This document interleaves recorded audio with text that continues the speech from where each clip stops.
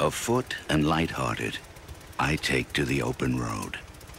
Healthy, free, the world before me. The long brown path before me, leading wherever I choose. Henceforth I ask not good fortune. I myself am good fortune. Henceforth I whimper no more, postpone no more, need nothing. Strong and content, I travel the open road. Walt Whitman.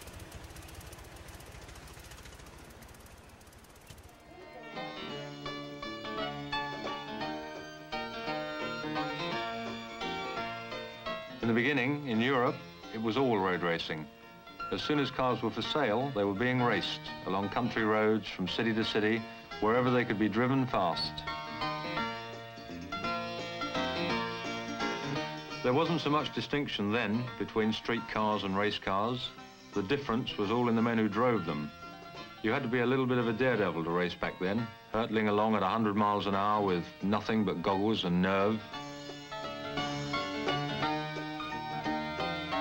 Right from the beginning, it was a spectacle filled with action and accidents.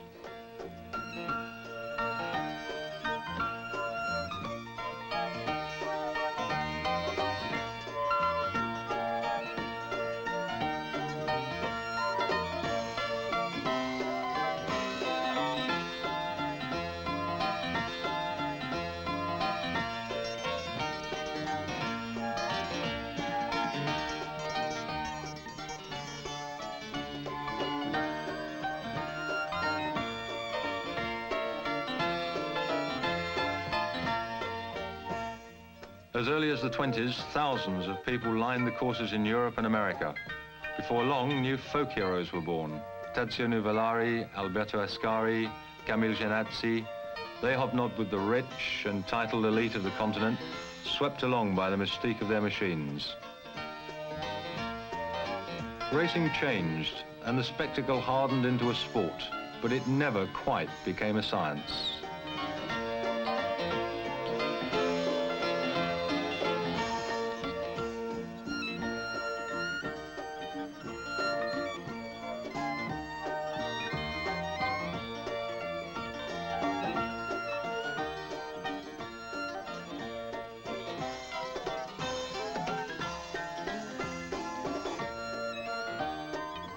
They say it's not like it used to be, that it's all sterilized and organized, too professional. But from behind the wheel, sliding through the turns and flying down the straights, it hasn't changed a bit.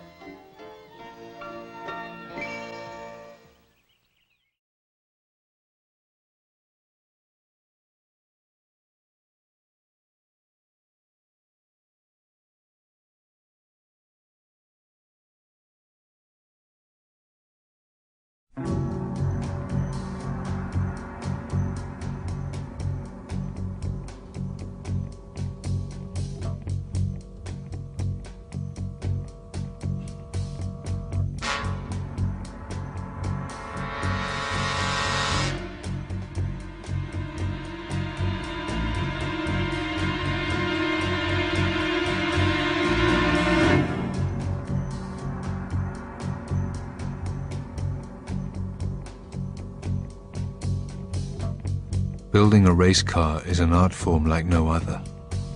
It has a clearly defined purpose: to win. The skills, passion, and artistry of many craftsmen are combined to create an object of great beauty. But if it doesn't win, you may as well hang it in an art gallery.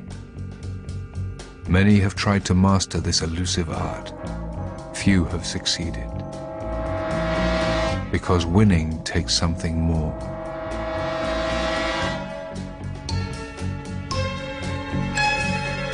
That something was personal.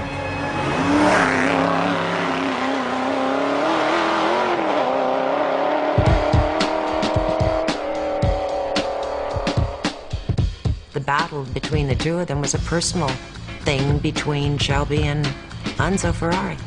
It went way back into Shelby's early racing career, and it was very personal. Ferrari was a little dictator. The thing that fueled me to challenge Ferrari was the fact that he was the kingpin. He was on top of the heap.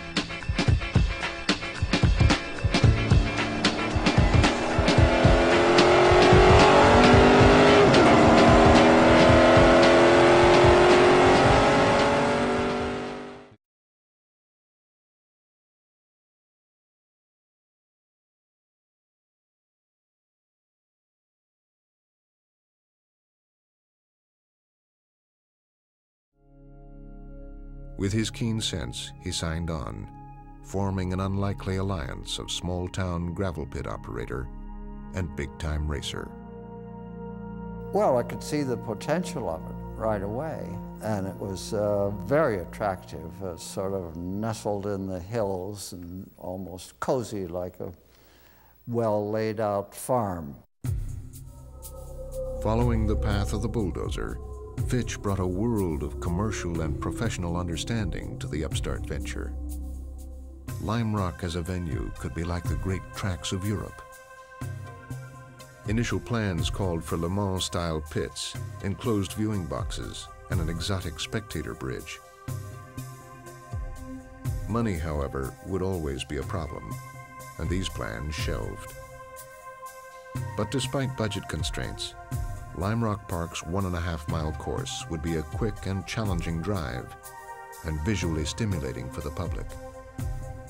More importantly, it would be a race course designed with spectator safety in mind. John Fitch didn't want another disaster. My concern was to make an interesting, challenging circuit, with the first priority being safety of the spectators, and the second, the drivers and the participants. Fitch enlisted the aid of Cornell Aeronautical Labs to help study race car behavior at high speeds. He saw Lime Rock Park as a living laboratory, as well as an autosport venue. An early cover article in Sports Illustrated spread the news of the idyllic Connecticut racecourse dedicated to a mission of understanding vehicular safety. In the end, it was Jim Vale who developed the uncommon masterpiece, with common sense, construction skills, and a great location. But it was John Fitch who knew everything about racing, and who helped Jim Vale hold Lime Rock Park up to the world on April 27, 1957.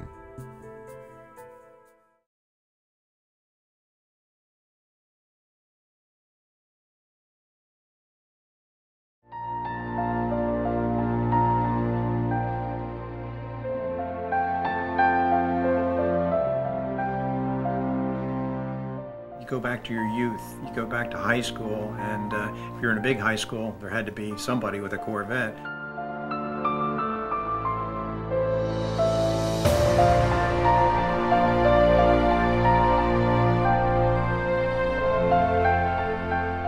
I always consider the first American sports car to be the Corvette. It was the cars from Europe, the Triumphs and MGs, they really led the way. We have to have our icons. We have to have our racing icons.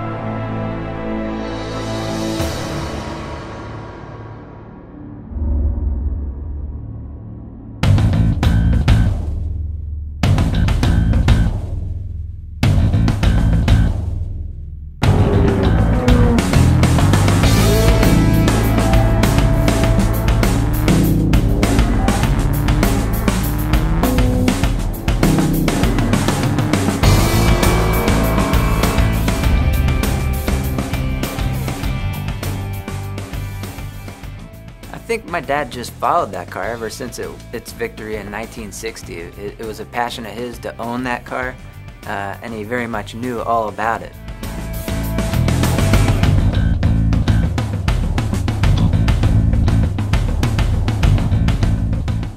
I think in his heart he knew eventually he would own that car.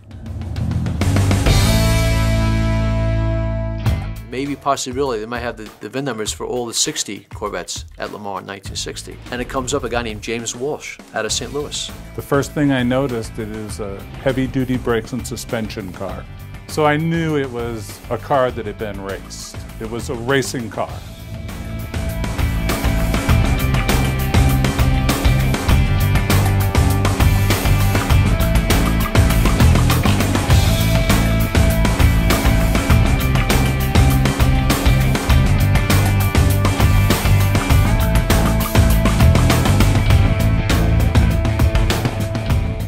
I think he just had a dream to get the driver there, if the driver was still around 50 years later, along with the vehicle.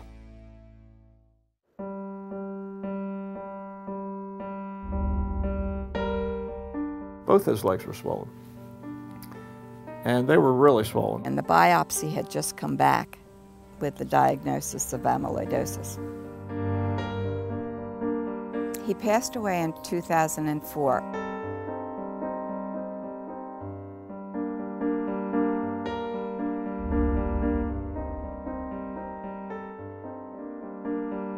I'm gonna get this done for him. I really want to do this. I want to achieve it.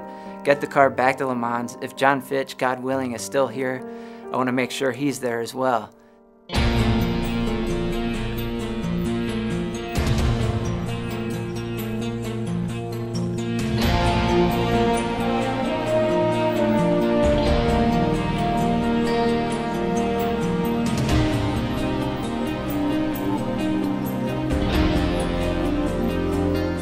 He has fulfilled his father's wish and done it so well